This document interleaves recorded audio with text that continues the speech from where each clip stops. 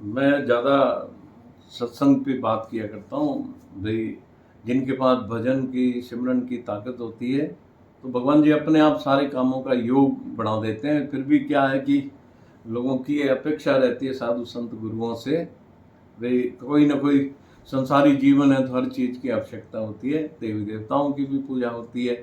अब माता सवाल कर रही कि विवाह नहीं होता बच्चों का, बच्चों के विवाह के लिए वेद शास्त्रों में बहुत उपयुक्त बातें हैं। इसके अलावा साधु संत गुरु लोगों ने बहुत बातें बताई हैं, तो जिनका अर्चन होती है, मंत्र भी होते हैं।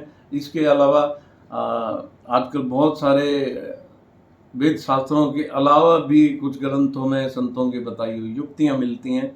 तो जिन बच्चियों की शादी नहीं हो रही तो भगवान शंकर जी एक सद्गृहस्थी हैं। भगवान शंकर क्या है? सद्गृहस्थी हैं, जिनके बच्चे भी हैं और खुद माता पिता के बिना होते हुए माँ शक्ति के साथ हैं भगवान शंकर। तो जिनकी शादियाँ में देरी हो रही है बच्चे बच्चियों की, तो उनको क्या करना चाहिए? भगवान शंकर के कम से कम 5 सोमवार को शहद और मक्खन मिक्स करके भगवान शंकर के शिवलिंग पे, शिव पिंडी पे चढ़ा के आओ 5 सोमवार, और प्रार्थना करो, मन से प्रार्थना। कोई भी मंत्र जाप भी तब फलीभूत होता है जब हम प्रार्थना करते हैं, और पक्का अपने दिल से प्रार्थना करके भगवान शंकर जी पे क्या मक्खन और शहद मिक्स करके शिव पिंडी पे लेप करके आओ संध्या के समय। तो जल्दी से जल्दी, अगर कोई बंधन है विवाह में, हो नहीं रहा, देरी हो रही है, होता तो सब कर्मों का खेल है, लेकिन प्रारब्ध कौन भोगता है?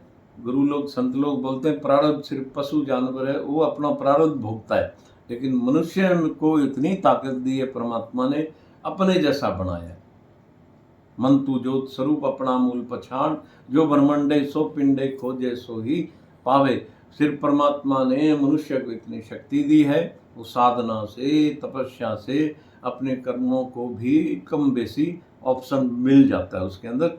अब अगर साधना भक्ति है तो सबके होते तो कर्मानुसार सुख दुख जो है वो कर्मानुसार भोगना पड़ता है, और यहाँ कलयुग का तो ये यहीं का यहीं भोगना पड़ता है। लेकिन फिर भी उनमें ऑप्शन भगवान की पूजा से हम लोग सारे काम करवा सकते हैं। और उसके अलावा जो बच्चों की शादियाँ नहीं होती, लेट हो रही हैं, लड़कों की विशेष रूप से लड़कों की नहीं हो रही, तो उनके लिए बोलते हैं भगवान शंकर की सवारी क्या है? नंदी। सब लोग भगवान के शिवालय की पूजा करते हैं, बहुत कम लोग देखता हूँ शिवालय पे भी जाते हैं तो नंदी को कभी तिलक कर दिया तो कर दिया, नहीं किया तो नहीं किया।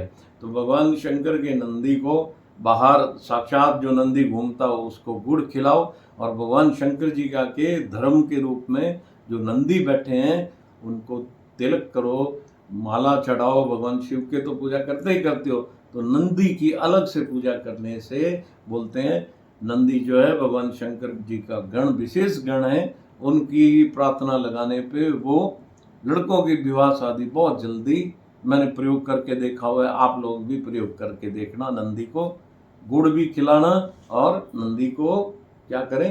तिलक लगाओ, और भगवान शिव के आगे जहाँ पिंडी है उसके आगे नंदी हमेशा बैठे होते हैं। क्यों बैठे होते हैं इस पे फिर बताऊंगा, लेकिन उनको क्या करो?